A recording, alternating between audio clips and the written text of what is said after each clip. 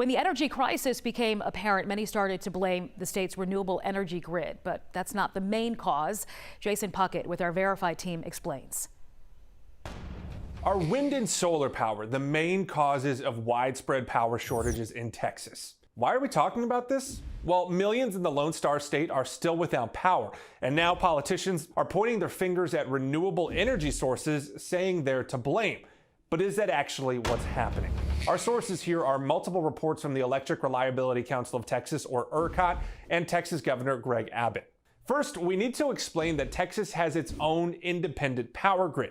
That makes it difficult for them to borrow power from other regions. Now, 90% of the Texas grid is managed by ERCOT.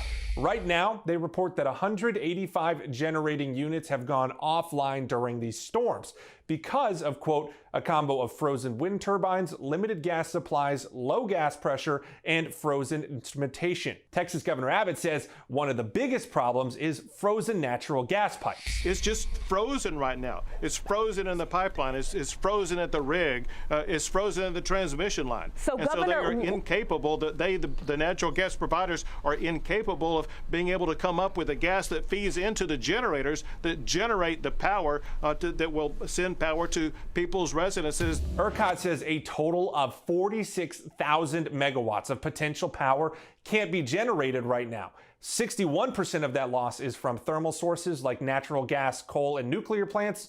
Only 39% is from solar and wind energy. That means the claims that wind and solar power are the main cause of the current power shortages in Texas are false.